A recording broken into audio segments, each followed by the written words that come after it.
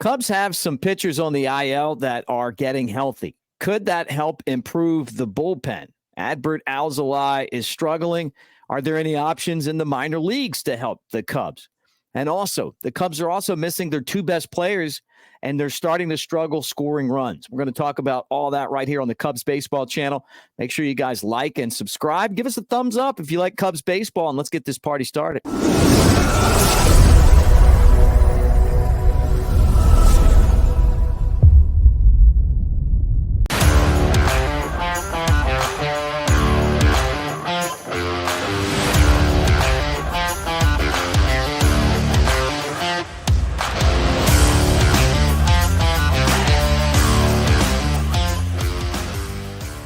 All right, Anthony Pasquale and me, Mick Gillespie, talking Cubs baseball, and let's get right into it. The bullpen is struggling. They're also struggling to score runs, but let's just start with the bullpen after yesterday's disappointing 3-1 loss to Milwaukee that really stung.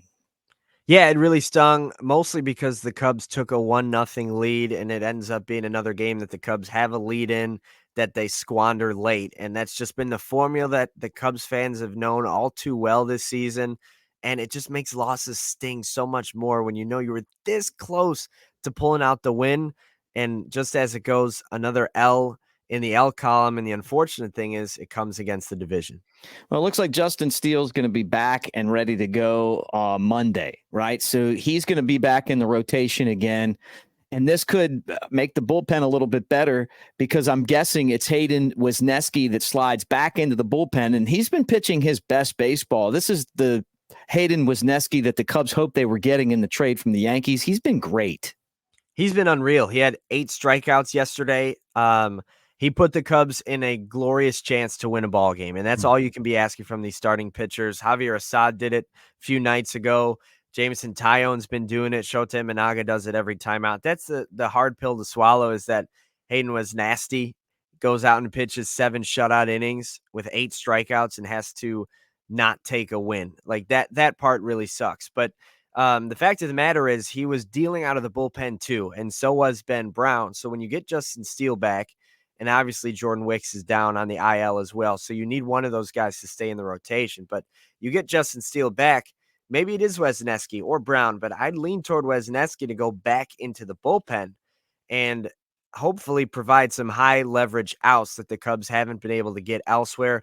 I know it's hard to send a guy who just gave you 7 shutout innings back to the bullpen, but the Cubs might need him similar to the way they used Alzolay last year. They might need him more in the bullpen than they do in the starting rotation because guys like Adbert Alzolay have been struggling so mightily in the back end of that bullpen. Yeah, and you bring up a great point. And Craig Counsell was asked after the game about Alzolay, and he's like, we need him. We need him. We need him to pitch. We can sit here and talk about it. You guys that hung out with us on the watch party, you'll know that 8th inning was frustrating. And it wasn't frustrating about that he gave up the runs. It was that he wasn't paying attention to the runners on base and that he needed a strikeout and he couldn't get it. His out pitch isn't working right now. He's got to figure out a way to get dialed back in that capacity because he got ahead of guys. He couldn't put them away. They battled and they eventually stole bases and beat him. And he looks so frustrated right now. He's been beat with the home runs and now he's getting beat with the stolen bases and the singles. But this is a tough league, man. I mean, this is what, if it was that easy, everybody'd be good, So he's sticking around. But then when you look at the options that the Cubs have, as far as, guys that could help, Ben Brown could be a guy that slides back in to the bullpen and helps out there. He's pitched in the bullpen in the minor leagues. He's been a starter. He's been a good starter, but he may be an option too. You got Steele coming back on Monday, and then Kyle Hendricks is not too far behind. He pitched and looked pretty good in his debut in Tennessee Thursday. He's going to go back up, talk. They'll figure it out. He's probably going to go do another outing. I'm guessing it'd be with Iowa. Mm-hmm. And then and he'll work on, just being able to contribute. But maybe he's an option for a guy that could come in out of the bullpen and get some outs. The other thing is Porter Hodge is on your 40-man roster. He's in AAA. He's done okay. Michael Arias who's in Double-A, I think could be possibly the closer that the Cubs need. He just doesn't have that much experience, but he's been really good, and he's made it look easy. And he's got the strikeout pitch, and he's also someone that would be an easy move because they don't have to make any kind of roster adjustment to put him up there. I mean, it'd be like, hey, you're in and you're out. But we'll see what happens there. I don't think he would go straight from Double-A to the big leagues, but it's happened before. And the way that this bullpen's struggling right now, that wouldn't surprise me as well. But something's got to give right now. Back-to-back games where the bullpen just hasn't been able to put it away in games that the Cubs could have won. Yeah, and you've got Carl Edwards Jr. down there in Iowa as well as guys like Jose Cuas and Luke Little, who the Cubs have sent down to Iowa. Who were expected to be big parts of this big league bullpen, and definitely could be. I'm definitely not closing the door on those guys coming back up. But you mentioned Hendricks as a guy. Like, if you get quality innings out of Kyle Hendricks, that makes the rest of your rotation and bullpen so deep. If he's your fifth starter, Ben Brown and Weneski go back to the bullpen when Steele and Hendricks come back. Then when Wicks comes back, you have more depth, and it just slides everybody down a peg and puts certain guys in less high leverage spots. The only thing is, it's been one start, but the first 5 in the big leagues were terrible from Hendricks. So I'd like to see a little bit more before we bring him back up to the big leagues. But yeah, you mentioned it. It's like this bullpen, it doesn't matter who they put out there. It just seems like every day they find a way to give it up. And a big reason why, I'm not putting all the blame on the bullpen. A big reason why is the Cubs keep giving them 1-run leads. They haven't been up 4 or 5 anymore. And I know you're missing Bellinger. I know you're missing Suzuki, but aside from this guy who has provided some very clutch home runs over the last week, the offense has been non-existent. Yeah, I'm with you. I mean, it's been tough scoring. Dansby, Swanson, Matt Mervis both look like they're lost right now, especially Mervis. I mean, it's another opportunity in the big leagues, and I'm sure that the pressure is mounting as, again, he's just unable to perform at that level. After dominating in AAA, he comes up and it just doesn't have good at-bats. Dansby Swanson is an easy out right now. Nico Horner's been pretty good. You know, Pete Crow Armstrong at times has helped you out. Mike Tauchman's been pretty hot, you know.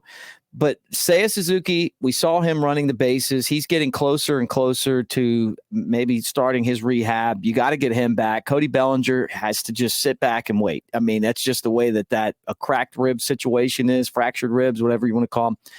He's got to let those heal. And you don't want him coming back prematurely because you don't want to re-injure that, right? But you're without your 2 best hitters, so somebody else is going to have to step up and drive in some runs. And then the other thing, too, that was really frustrating to me was just the base running in general for the Cubs compared to the Brewers in that one game. And you're coming back from the game against New York on Thursday where you're like, hey, we're running the bases, and it made a difference for the Cubs. They didn't win, but the base running was excellent in that game.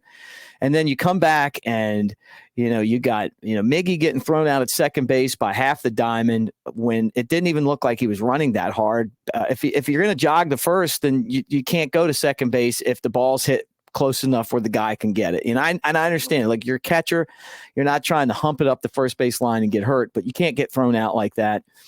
The Nico got thrown out. It was just bad luck. The ball hit the batter, but then I don't know. You got to take advantage of opportunities. And then the base running, obviously the Brewers just stealing all over the Cubs was awful.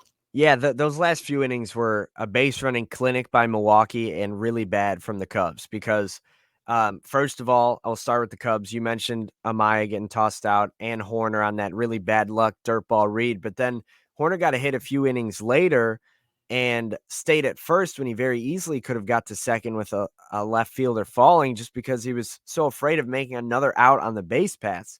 And the Cubs end up not scoring in that inning. Now you switch over to Milwaukee. In that 8th inning, they stole 4 bases. They stole second base 4 times.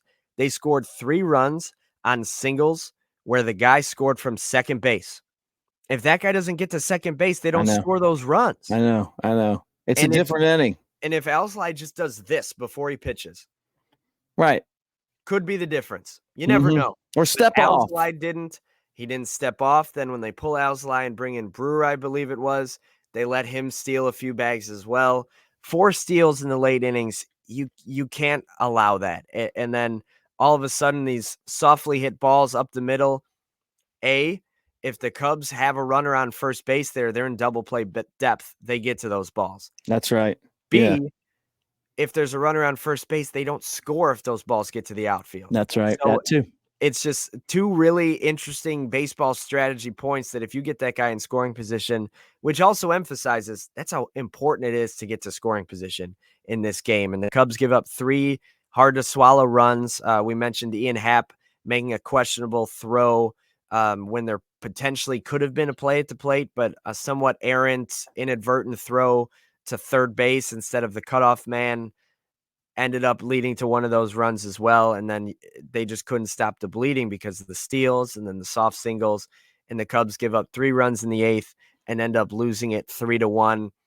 First game in the division this year, first game against the Brewers, who are going to be a very fierce rival this year because we stole their manager. And they're up 1-0 on us on the season. All right. Preview tomorrow's, or actually tomorrow's game is Sunday. Today's game. Today, it is Jameson Taillon on the mound. He's been excellent so far this season. He's 2-0, should be 3-0. I think he pitched 7 shutout or 7 and 1 run his last time out.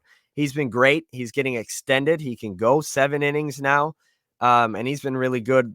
They're up against the Brewers, probably worst starter at the moment, Tobias Myers. He's 0-1 with a 4.50. And I just want to say, Freddie Peralta's lurking to pitch tomorrow. The Cubs have had trouble with him over the years. If you don't want to get swept, you got to win this game. Right. And there we go. Now that's Sunday. This is the Sunday pitching matchup. And there's Freddie, Big Fred. Yeah. And I mean, Assad's been better this season, but Peralta's a guy who's got ace potential and he's been doing it for a lot longer. So I'm not saying you're definitely going to lose tomorrow. I'm not saying you can't compete against Freddie, but you definitely want to win this one against Tobias Myers and set up that game as an opportunity to win a series, not an opportunity to avoid a sweep.